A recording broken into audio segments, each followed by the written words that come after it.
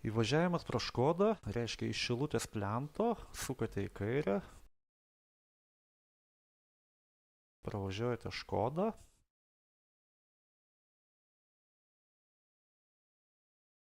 tada važiuojate tiesiai.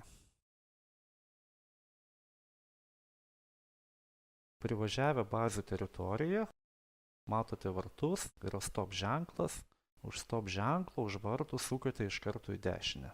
Sukę į dešinę laikotės dešiniau ir pamatote mūsų jau reklamą poilsio sprendimai. Sukate kairiau ir po dešinę ranką jum matosi 30 sandėlys.